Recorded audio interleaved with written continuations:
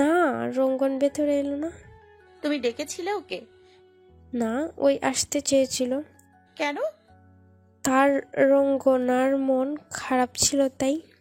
চিত্রলেখা আর কিছু বলার উপায় পেল না। রঙ্গনের বাচ্চামির কারণে এখন ভাবিও তার দিকে অদ্ভুত রকমের দৃষ্টিতে তাকাচ্ছে। চিত্রলেখা মাঝে মধ্যে ভুলে যায় আসলে ছোটকে সে নাকি রঙ্গন। ঘরে ঢুকতেই চিত্রলেখার ফোনটা বেজে উঠল। তৌহিদের কল দেখে খানিকটা ব্যতিব্যস্ত হয়ে রিসিভ করলো চিত্রলেখা। তৌহিদ ভাইয়া, কোনো প্রমাণ পেয়েছেন? প্রমাণ আছে লেখা, তবে জোরদার নয়। আমাদের আরো সময় নিতে হবে। অপর্ণা বাবের উপর হামলা লোকালদের দিয়ে করানো। ওদের ধরলেও নওশাদের কিছু করা যাবে না। ভাবির উপর হামলা হয়েছে? হ্যাঁ, অনেক লম্বা কাহিনী। তবে আমার মনে হয় রঙ্গনকে জানানো উচিত। সে বোধহয় আমাদের সহায়তা করতে পারে। না ভাইয়া, রঙ্গন কোনো ঝুঁকির মধ্যে থাকুক আমি চাই না। তাছাড়া রঙ্গন এসব থেকে যতটা আড়ালে থাকবে ততই ভালো। সময় বেশি লাগুক, সমস্যা নেই। আচ্ছা, আমি কাজ চালিয়ে যাচ্ছি পুরোদমে। আশা করি কোনো না কোনো প্রমাণ তো হাতে আসবেই। এখন রাখছি আমি। আচ্ছা ভাইয়া। চিত্রলেখা কল কেটে দিয়ে চুপচাপ বিছানায় বসে রইল। রঙ্গনকে এসব জানানোর ভুল করা যাবে না। চিত্রলেখার সব ভয় এখন রঙ্গনকে ঘিরে। রঙ্গন যদি এসবে জড়িয়ে ভুলেও কখনো জানে সে আশফিনা আহমেদের আসল সন্তান নয়, তখন চিত্রলেখা নিজেকে কিভাবে ক্ষমা করবে? আশফিনা আহমেদ এত বছর ধরে যে সত্য রঙ্গনের থেকে আড়াল করেছেন, সে সত্য আড়ালে থাকাই ভালো। চিত্রলেখা নওশাদকে যতটুকু চেনে তাতে নওশাদ নিজের বেলায় রঙ্গনকে পরোয়া করবে না, এটাই স্বাভাবিক। চরম মাত্রার নিকৃষ্ট লোক এটা। হোয়াটসঅ্যাপে মেসেজ টোনে ঘোর কাটলো চিত্রলেখার। আহাদের ক্রমাগত টেক্সট এবার তাকে বিরক্ত করছে। সমস্যা কি লোকটার? চিত্রলেখা যে বিরক্ত এটা বুঝতে তার এতক্ষণ সময় লাগছে। মানুষটার সাধারণ জ্ঞান নাই নাকি কাজে লাগাতে পারছে না? চিত্রলেখা এবার আর কিছু ভাবলো না, তৎক্ষণাৎ নম্বরটা ব্লক করে দিল। মানুষকে কোনো কিছু সুযোগ দেওয়া উচিত না, বরং সুযোগ সৃষ্টির আগেই প্রতিবন্ধকতার মুখোমুখি করে ফেলা উচিত তাকে। একটু সুযোগ পেলে মানুষ যে মাথায় চড়ে বসে এর প্রমাণ তো চিত্রলেখা আগেও পেয়েছে। এখন আগে সেই চিত্রলেখাটা তার মাঝে নেই। আগ্নেয়গিরির সুপ্ত সময় এখন শেষ। কেবল প্রচন্ড লাভা প্রতি মুহূর্তে প্রস্তুত হচ্ছে তার মাঝে। কখন কোন সময় লাভা কোন ব্যক্তির উপর বিস্ফোরিত হবে তার ধারণা চিত্রলেখার নিজেরও নেই। চিত্রলেখার ঘরের দরজা বন্ধ সকাল 10টার পর থেকে। সাথী বার কয়েক দরজায় ঠকঠক করেও কোনো লাভ হয়নি। এখন বাজে 11:30। সাথী খানিকটা হলেও ভয় পাচ্ছে। অনেকে ইতোমধ্যে কল করেছে সে। এইচএসসি রেজাল্ট নিয়ে চিত্রলেখা মন খারাপ করেছে তার সাথীও বুঝতে পারছে। জিপিএ 5 পাওয়াটা চিত্রলেখার জন্য স্বাভাবিক ব্যাপার ছিল। সেখান থেকে 4.80 পাওয়াটা সে কোনোভাবেই আশা করেনি। একরকম মন ভেঙেছে তার। চিত্রলেখা ঠিকই উপলব্ধি করছে এখানে নওশাদের দোহাই দিয়ে লাভ নেই। তার চেয়ে খারাপ পরিস্থিতিতে থেকেও কি কেউ ভালো ফলাফল করেছে। এখানে ব্যর্থতা তার। ইন্টার লাইফের শুরুর সময়টা নষ্ট না করলে বোধহয় এখন আফসোস করতে হতো না। চিত্রলেখার চোখ ভিজে উঠছে ক্ষণে ক্ষণে। মনে অদ্ভুত রকমের সব কুচিন্তা খেলা করছে। তার সাথে কেন এমন হলো? সব স্বপ্ন যেন চোখের সামনে দুলিশ্বাত হতে দেখছে সে। সাথী প্রায় 8 ঘন্টা দরজা ধাক্কা দিয়েও চিত্রলেখার সারা শব্দ পেল না। এদিকে অনেকের নম্বর বন্ধ। কোনো উপায় না পেয়ে সে রঙ্গনের নম্বরে কল করলো। রঙ্গন অফিসে ছিল, ফোনের দিকে খেয়াল করেনি সে। একটু পর সাথীর নম্বর থেকে মিসড কল দেখে তৎক্ষণাৎ সাথীর নম্বর ডায়াল করলো সে। রিসিভ হতে সময় লাগলো না। আপা বলো কি হয়েছে? আজ তো রেজাল্ট দিয়েছে। লেখা লেখার দরজা খুলছে না রঙ্গন। প্রায় 1 ঘন্টা হয়ে গেছে। আমি অনেকক্ষণ ধরে ডাকাডাকি করছি, কিন্তু কোনো সারা শব্দ পাচ্ছি না। আমি কি করব কিছুই বুঝতে পারছি না। আপা তুমি নক করতে থাকো, আমি আসছি। আর ভাইয়াকেও কল করো, দরকার পড়লে দরজা ভাঙাও আপা প্লিজ। আমি আসছি। রঙ্গন আর কিছু বলতে পারলো না, কল কেটে দিল। সাথী দরজায় শব্দ করেও লাভ হচ্ছে না। অনেকের অফিস কাছেই, কিন্তু সাথী চিত্রলেখাকে রেখে সেখানে যাওয়ার সাহস পাচ্ছে না। যদি মেয়েটা কিছু একটা করে বসে। সাথী কেবল আল্লাহ আল্লাহ করে চলেছে। তার সমস্ত ধ্যান জ্ঞান যেন কাজ করা বন্ধ করে দিয়েছে। রঙ্গনের আসতে কাটায় কাটায় 7 মিনিট লাগলো। ঠিক কোন স্পিডে বাইক চালিয়ে সে এসেছে তা সে নিজেও মনে করতে চাইল না। অনিকও ততক্ষণে সাথীর সাথে যোগাযোগ করতে পেরে আসার উদ্দেশ্যে বেরিয়েছে। রঙ্গন কোনো কথা না বলে জোরে জোরে দরজায় শব্দ করতে লাগলো। চিত্রলেখার কোনো সারা শব্দ না পেয়ে রঙ্গন দেরি করলো না, বেশ জোরেই দরজা ধাক্কা দিতে থাকলো। অনেকটা জোরে ধাক্কা দেওয়াতে ভেতরে ছিটকিনি ভেঙে যেতে সময় লাগলো না। দরজা খুলে ভেতরে ঢুকে রঙ্গনের চোখ পড়ল চিত্রলেখার উপর। দেওয়ালের সাথে মিশে মেঝেতে হাঁটু ভাঁজ করে বসে আছে মেয়েটা। আশেপাশের কোনো শব্দই যেন তার কানে যাচ্ছে না। রঙ্গন কিংবা সাথীর ভিতরে প্রবেশেও যেন সে মোটেও অবাক হয়নি। রঙ্গনের কেন যেন মনে হচ্ছে চিত্রলেখা এখনো রেজাল্টের বিষয়টা থেকে বেরিয়ে আসতে পারেনি। সে নিঃশব্দে চিত্রলেখার পাশে বসলো। তাতেও চিত্রলেখার মাঝে কোনো ভাবান্তর ঘটল না। রঙ্গন চিত্রলেখার গালে হাত রাখলো। নোনা জল চিত্রলেখার চোখ বেয়ে গড়াতে সময় নিল না। রঙ্গনের তখন পরিস্থিতি বিবেচনার সময় নেই। সে তড়িঘড়ি করে চিত্রলেখাকে বক্ষ পিঞ্জরে আগলে ধরলো শক্ত করে। চিত্রলেখা কান্না তখন বাঁধ ভাঙলো। আর্তনাদের করুণ সুরে সাথীরও করুণা হতে লাগলো। জিপিএ 5 জিনিসটাকে এই সমাজ কতটা গুরুত্বপূর্ণ বানিয়ে ফেলেছে তা যেন সাথীর চোখে আঙুল দিয়ে বোঝানো হলো। চিত্রলেখা কবে থেকে প্রচলিত সমাজের বাধা ধরা মানতে লাগলো? সে তো বরাবরই নিয়ম ভঙ্গকারী হতে যাচ্ছে, তবে কেন এখন এই সামান্য শিকলে নিজেকে জড়িয়ে ফেলার অভিপ্রায়? রঙ্গন ধীরে ধীরে চিত্রলেখার মাথায় হাত বুলিয়ে দিল। চিত্রলেখাকে শান্ত করার চেষ্টা করতে লাগলো সে। লেখা, শান্ত হও, কিচ্ছু হয়নি। এভাবে কান্না করার মতো কিচ্ছু হয়নি। আমি পারবো না রঙ্গন। আমি যেখানে এসএসসিতেই পারলাম না, সেখানে অ্যাডমিশনে কিভাবে পারবো? আমার দ্বারা হবে না, আমি ব্যর্থ। লেখা, তুমি পাগল হয়েছো? এইচএসসি আর অ্যাডমিশন এক হলো। তুমি ভালো মতো প্রস্তুতি নিয়েছো, তুমি পারবে। তুমি এইটার চিন্তা বাদ দাও। কত মার্ক কাটা যাবে, 5 বা 6? এটা বাদেও তুমি পারবে। আমি বিশ্বাস করি তুমি পারবেই। আমি নিজেকে বিশ্বাস করতে পারছি না রঙ্গন, আমি পারবো না। আমি এইচএসসিতে 4.48 পেয়েছিলাম। সেই দুঃখে পাবলিক পরীক্ষা দেইনি। দিলে কি আমি পেতাম না চান্স? আমি ভয় পেয়েছিলাম, আর এই ভয়টাই আমাকে দুর্বল করেছে। ভয়কে নিজের ওপর ভারী হতে দিও না লেখা। আমি, আপা, ভাইয়া সবাই আছে তোমার পাশে। তুমি পারবেই। তোমাকে জবাব দিতে হবে সবাইকে। তোমার স্বপ্ন তোমায় পূরণ করতেই হবে। চিত্রলেখা শান্ত হলো খানিকটা। চোখের পানি মুছতেই খেয়াল হলো সে এখনো রঙ্গনের বুকের মাঝে আবদ্ধ। সাথীও সেখানেই দাঁড়িয়ে আছে। চিত্রলেখা তৎক্ষণাৎ রঙ্গনের বুক থেকে সরে গেল। রঙ্গন মাথা চুলকাতে চুলকাতে উঠে দাঁড়ালো। রমনা, তোমার রেজাল্টের চিন্তা একদম বাদ দাও। তুমি শুধু অ্যাডমিশনে মন দিবা। আর এখন থেকেই রাগ আর মন খারাপের সময় পড়াশোনা সবসময় ভালো হয়। সুতরাং এখন থেকেই পড়তে বসো। আর আমি এই সময়টাতে দূর থেকেই প্রতি মুহূর্তে পাশে থাকবো। তুমি শুধু লড়ে যাও।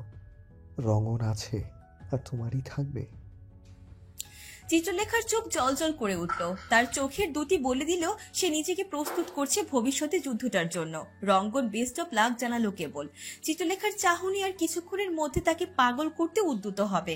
আপাতত সে উন্মাদের কোঠায় নাম লেখাতে চায় না। অনিকের আসার আগেই রঙ্গন বেরিয়ে গেল। অনিক এখনো জানে না রঙ্গন চিত্রলেখার সাথে এখনো যোগাযোগ রেখেছে। বিষয়টা এমন হুট না করে জানাটাই ভালো। অনিক এসে দেখলো বাড়ির পরিস্থিতি স্বাভাবিক। সে যার কারণে অবাক হলো। সাথী যেভাবে ভয় দেখিয়ে তাকে বাড়িতে এনেছে তাতে সে অনেকটা আতঙ্কিত হয়ে পড়েছিল। বাড়ির পরিস্থিতি স্বাভাবিক দেখে সে আর সেসব কথা তুলল না। রাত প্রায় 12:30। চিত্রলেখা তখনও পড়ছে।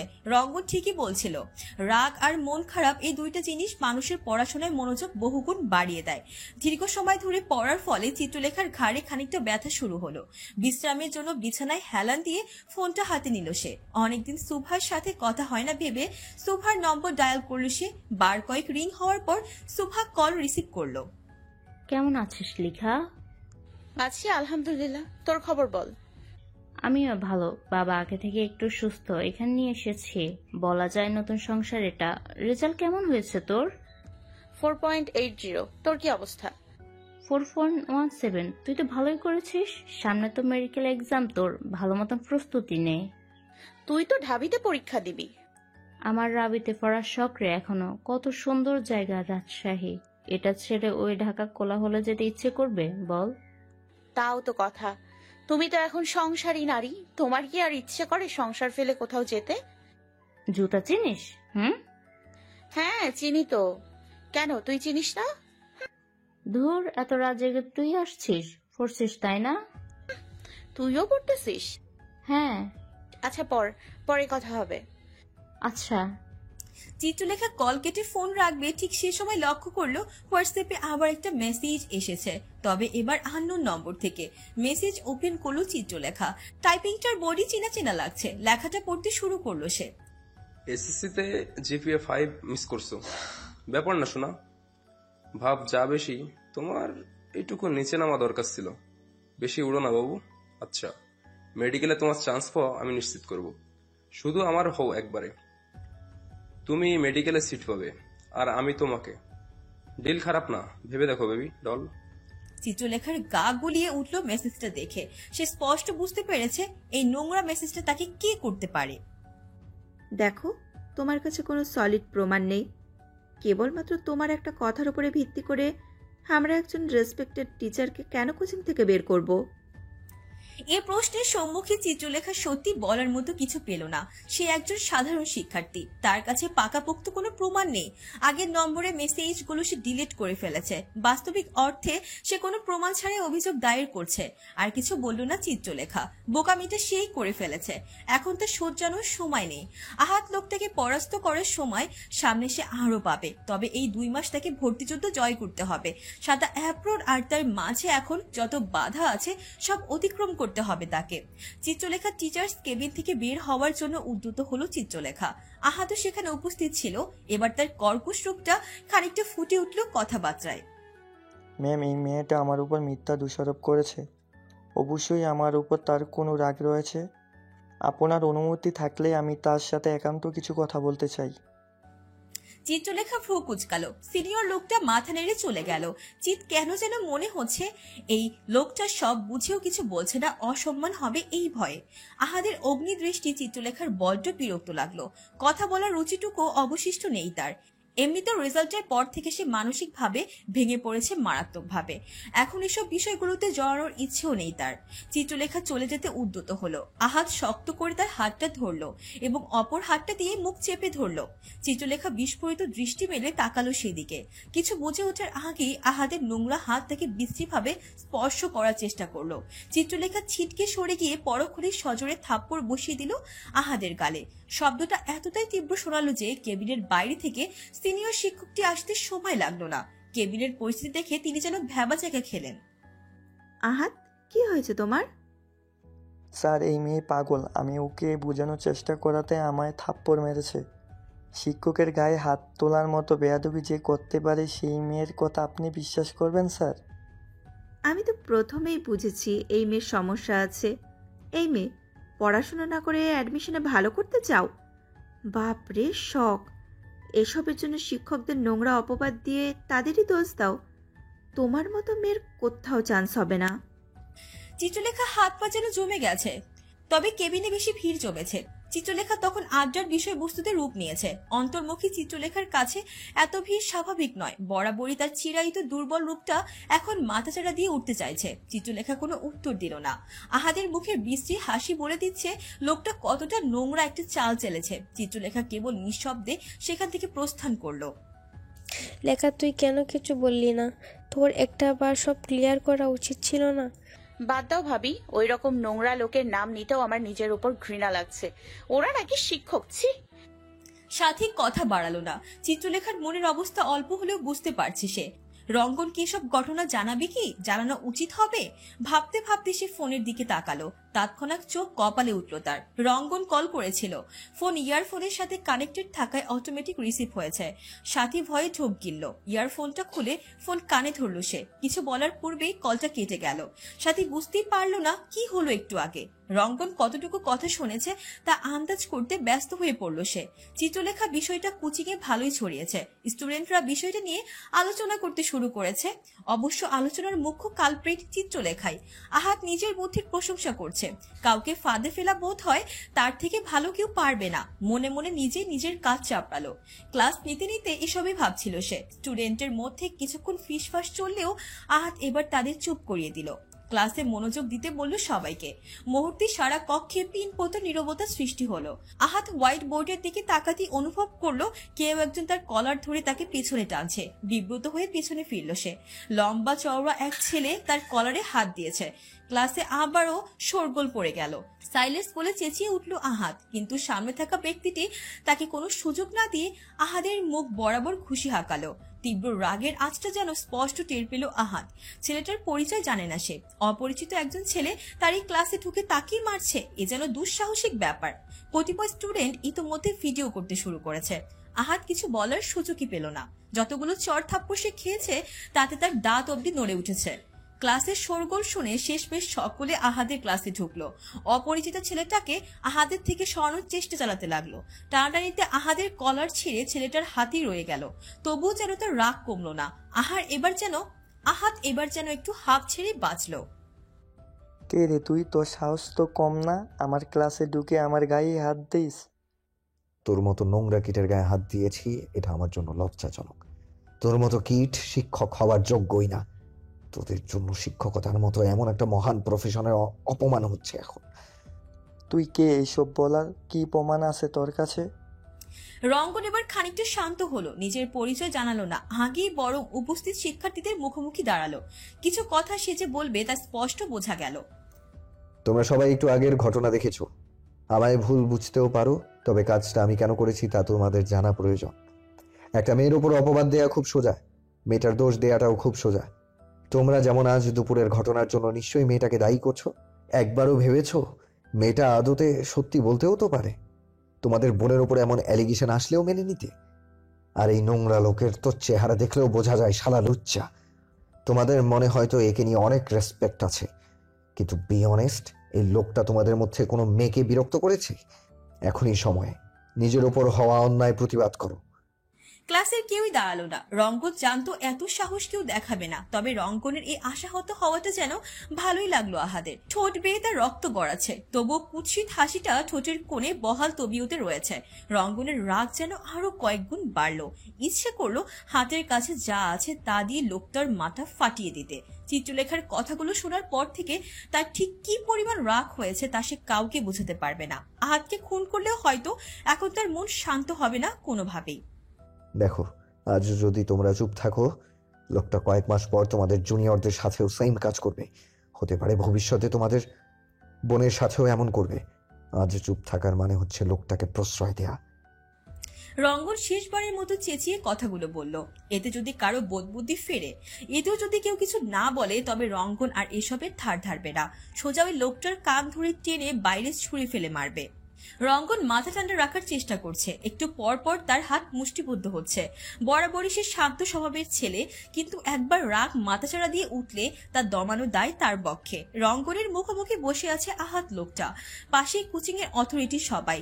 রঙ্গনের কথায় বেশ কিছু মেয়ে দাঁড়িয়ে আহাতের নামে কমপ্লেইন করেছে। কোচিং কর্তৃপক্ষ বাধ্য হয়ে আহাদের বিরুদ্ধে ব্যবস্থা গ্রহণ করেছে, তবে রঙ্গন যেন বিষয়টা নিয়ে আর ঝামেলা না করে তাই তাকে বোঝানো হয়েছে। রঙ্গন এসব নিয়ে আর মাথা ঘামালো না। আহাদের ওপর তার রাগ তখনও কমেনি। মানুষ কতটা নোংরা হলে নিজের ছাত্রীকে হ্যারাস করার চেষ্টা করে। নিজেকে কোনো রকম শান্ত করে কোচিং ছেড়ে বেরোলো সে। সর্বপ্রথম সাথীর নম্বরে কল করলো সে। আপা, লেখার কি অবস্থা? শান্ত হয়েছে? কথা বলছে না সেভাবে, তবে পড়ছে এখন। ওর কোচিংয়ের ওই স্যারকে আমি মেরেছি আজ। আরও কয়েকটা মেয়েকে বিরক্ত করতো লোকটা। কোচিংয়ের বিরুদ্ধে ব্যবস্থা নিয়েছে। লেখাকে এসব জানানোর দরকার নেই আপা। কোচিং থেকে যদি কোনো রকম কল যায়, ও যেন রিসিভ না করে। এখানে যা যা হয়েছে সব যেন ওর আড়ালে থাকে। ও ওর মতো করেই পড়ুক। রঙ্গন, তুমি মারামারি করেছো ফুফি জানলে? আমি জানাবো মাকে, তুমি চিন্তা করো না আপা। আমার চিত্রলেখার খেয়াল রেখো। ওর কিছু হলে আমি সত্যি বাঁচতে পারবো না আপা। আমি বুঝি রঙ্গন, তুমি চিন্তা করে না। রঙ্গন কল কাটলো। এখন সন্ধ্যে। হাঁটতে হাঁটতে কখন ব্রিজের কাছাকাছি চলে এসেছে খেয়াল করেনি রঙ্গন। ব্রিজের সাথে হেলান দিল সে। চিত্রলেখার প্রতি নিজের অনুভূতির প্রখরতা দিব্যি অনুভব করতে পারছে সে। কিছুক্ষণ সেখানে চুপচাপ দাঁড়িয়ে থেকে নিজের মায়ের নম্বরে কল করলো সে। আশফিনা আহমেদ যেন ফোনের কাছেই ছিলেন। তৎক্ষণাৎ কল রিসিভ করলেন তিনি। রঙ্গন, ভালো আছো তুমি? তুমি কি ফোনের কাছেই ছিলে মা, নাকি জানতে আমার কল আসবে? তোমায় কল করব ভাবছিলাম। ভালো আছো তো তুমি? সকাল থেকে মন ডাকছিল, তাই ভাবছিলাম এখন বোধহয় অফিস টাইম শেষ, তাই কল করি। মা, তোমার মনে আছে ছোটবেলায় একবার মারামারি করেছিলাম বলে তুমি 7 দিন আমার সাথে কথা বলোনি? মনে আছে। কেন মারামারি করেছিলাম মনে আছে?